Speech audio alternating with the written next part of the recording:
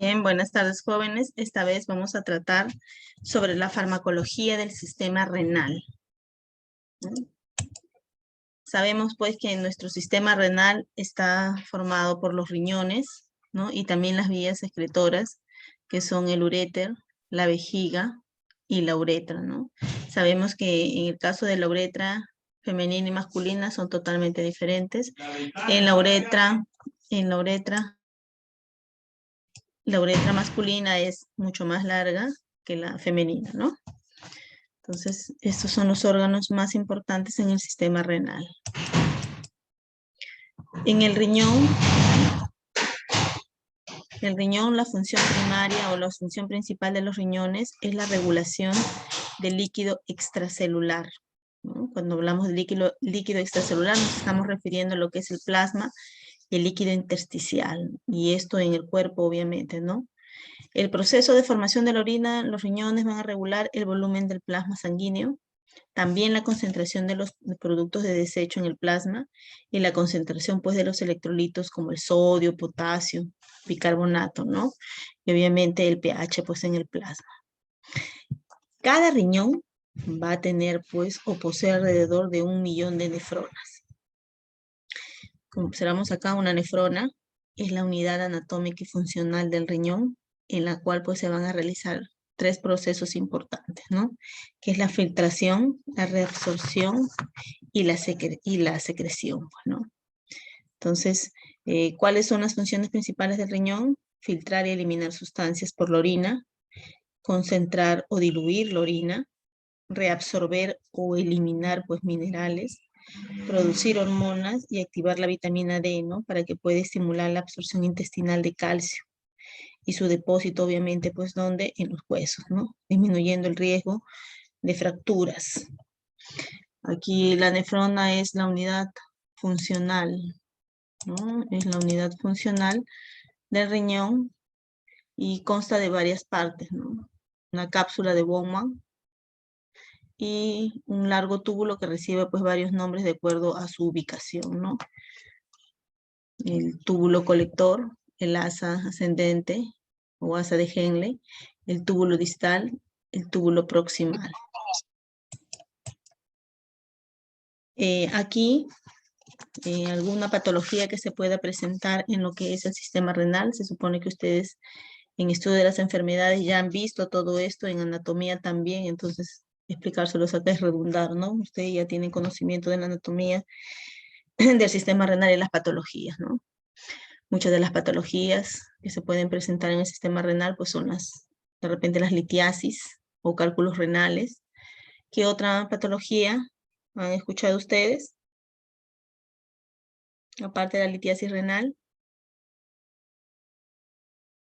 ¿Nadie?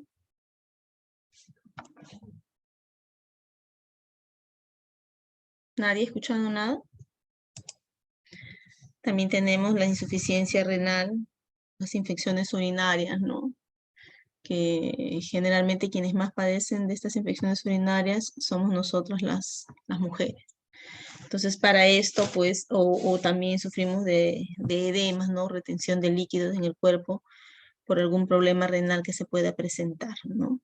Entonces, para poder eliminar este exceso de líquidos, en el caso de un edema, pues, necesitamos un diurético, ¿no? Que puede eliminar todo este exceso de agua que se ha retenido.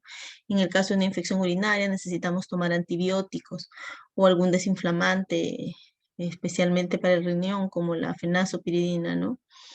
En el caso de la litiasis, pues tomamos antiinflamatorios y algún diurético también para poder eliminar, orinar y poder eliminar pues esas piedritas que se nos forman en los riñones, ¿no? Entonces, los diuréticos que vienen a ser, los diuréticos son fármacos que estimulan con la excreción renal tanto de agua como de electrolitos por alterar el transporte iónico a lo largo de la nefrona, ¿no? Entonces, ¿cuáles serían esos electrolitos? Pues como el sodio, el potasio, el cloruro, el bicarbonato, ¿no? ¿Y a través de qué nosotros lo vamos a eliminar? A través de la orina, vamos a eliminar nosotros. ¿Cuál es el objetivo de los diuréticos? Que haya un balance negativo de agua, pero los diuréticos, conseguir un balance negativo de agua, ¿no? pero los diuréticos no actúan directamente sobre el agua, sino a través del sodio, ¿no? Que son los diuréticos natriuréticos o de la osmolaridad diuréticos osmóticos, ¿no? Hay muchas personas que utilizan estos diuréticos de una manera equivocada. Algunos los utilizan para bajar de peso, dicen, ¿no? Entonces, supuestamente retienen mucho líquido, dicen. Entonces, toman estos diuréticos supuestamente para bajar de peso, pero eso está mal, pues, ¿no? Estamos nosotros alterando la función renal. Entonces, hay que tener mucho cuidado cuando usamos un diurético y saber qué tipo de diurético nosotros vamos a utilizar y para qué patología, ¿no? O para qué enfermedad podemos utilizar. Estos diuréticos se clasifican en 3 grupos: inhibidores de la reabsorción de sodio, los osmóticos, los inhibidores de la anhidrasa carbónica. Dentro de los inhibidores de la reabsorción de sodio tenemos los diuréticos de asa, los tiacídicos y los ahorradores de potasio, ¿no? Aquí se subdividen solamente los inhibidores de la reabsorción de sodio. Dentro de los diuréticos de asa están la furosemida, piretanida, bumetanida, toracemida. De estos 4, el más conocido, el más usado es la furosemida, no es un diurético del asa. ¿Por qué? Porque actúa en el asa de Henle. Los tiacídicos tenemos fármacos como el bendroflumethiazida, la hidroclorotiazida, la clortralidona y la indapamida, ¿no? De estos, el más conocido es la hidroclorotiazida. Los ahorradores de potasio tenemos la espironolactona, la amilorida, la triamtereno, y el más usado, el más conocido es la espironolactona. En los osmóticos está el manitol, la isosorbida y la urea, ¿no? De estos, los que más se usan es la isosorbida y el manitol. Los inhibidores de la anhidrasa carbónica está la acetazolamida, torzolamida y diclorfenamida, ¿no? El que más se utiliza es la acetazolamida. Hoy vamos a tratar de lo que son el primer grupo, ¿no? Los inhibidores de la reabsorción de sodio. Aquí, esta es la estructura, ¿no? De una nefrona. Como le dije, están los túbulos, túbulo colector proximal, túbulo colector distal, ¿no? El asa de Henle, y dónde van a actuar estos fármacos, ¿no? Los inhibidores de la anhidrasa carbónica, como la acetazolamida, van a actuar en el túbulo contorneado proximal, los tiacídicos en el túbulo contorneado distal, los ahorradores de potasio, ¿no? El final del túbulo contorneado distal, ¿no? Los antagonistas del receptor de los mineralocorticoides en el final del túbulo contorneado distal y en el túbulo colector, ¿no? Los diuréticos de asa en el segmento grueso ascendente del asa de Henle, ¿no? En esta parte de acá actúa.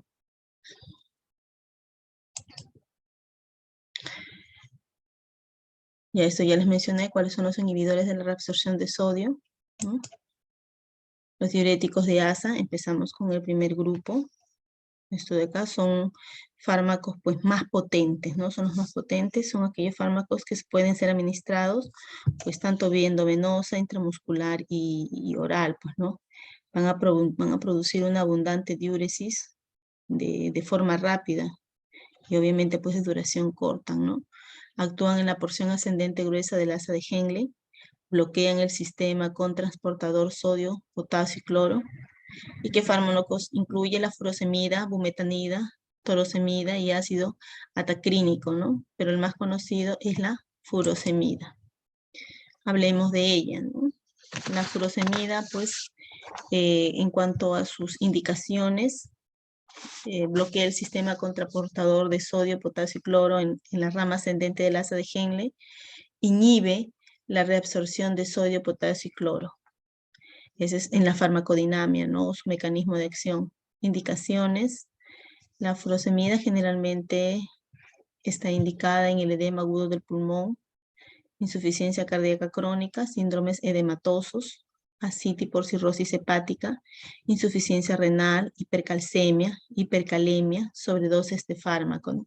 Hipercalcemia es cuando hay una elevada concentración de calcio, hipercalemia cuando hay un aumento de la presencia de potasio, ¿no? Su farmacocinética es vía oral, endovenosa, absorción en el tubo digestivo se une de manera alta a lo que es la proteína, ¿no? Hablamos de casi un 95%. En la vía oral el efecto se da entre 30 a 60 minutos, obviamente dependiendo de nuestro organismo. Cuando es vía endovenosa, el efecto es en 5 minutos, obviamente porque va directo a la sangre, ¿no? Se metaboliza el 40% por conjugación a nivel hepático y pues se va a eliminar en la orina, ¿no? ¿Cuáles son los efectos adversos? Los efectos adversos pues son hipocalemia, hiponatremia, hipocalcemia, alcalosis metabólica, hipovolemia, hipotensión, ototoxicidad. Está contraindicado en hiponatremia, en hipocalemia, hipocalcemia y anuria, ¿no? Eso es lo que nosotros podemos mencionar de lo que es la furosemida, pues, ¿no? Y se va a tener, pues, precauciones. Entonces, ¿en qué casos? Por ejemplo, en los niños prematuros, ¿no? Tienen un riesgo mayor del conducto arterioso persistente. Se recomienda un control también periódico en los niveles de séricos de sodio, potasio y creatinina durante el tratamiento, ¿no? En los diuréticos tiacídicos son relativamente pues, débiles, actúan en el túbulo distal, bloquean el sistema de cotransporte de sodio y cloro, aumentan la excreción de cloro, sodio y potasio, tienen efectos sinérgicos y se administra con diuréticos de asa. O sea, se pueden administrar con la furosemida, ¿no? Incluyen la hidroclorotiazida, la clorotiazida, clortralidona e indapamida, ¿no? Pero el más conocido es la hidroclorotiazida. No sé si ustedes tienen sus abuelitos o sus papás ya de edad, generalmente le dan estos fármacos, ¿no? Una vez al día la hidroclorotiazida, para que pueda eliminar pues, el exceso de líquidos que puedan padecer o se puedan formar. Estos diuréticos tiacídicos son, pues, como les dije, de una potencia moderada, no son menos potentes, obviamente, pues, que los anteriores, ¿no? Están indicados en hipertensión arterial, los dan como tratamiento. Si algún familiar está de ustedes con hipertensión, de repente han visto por ahí que les han dado su hidroclorotiazida, ¿no? También está indicado en insuficiencia cardíaca congestiva, ¿no? En diabetes insípida, renal, en acidosis tubular renal, hipercalciuria idiopática, nefrolitiasis causada por hipercalciuria idiopática, mejor dicho. En cuanto a sus efectos secundarios, hipocalemia, hiponatremia, hiperglucemia, hiperuricemia, gota, insuficiencia renal aguda, pues, ¿no? Entonces, si aquí, por ejemplo, observamos, uno de sus efectos secundarios es la hiperglucemia, ¿no?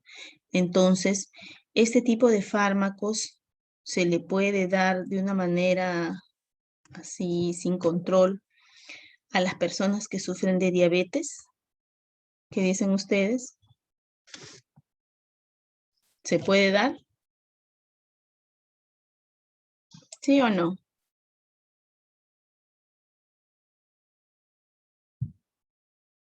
Si produce hiperglucemia, ¿se le puede dar a un diabético?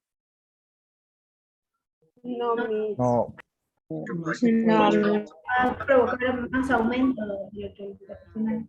Muy bien, excelente, porque aumenta pues la glucosa en la sangre y en el caso que se le diera, pues tiene que haber un control constante con la persona diabética, ¿no?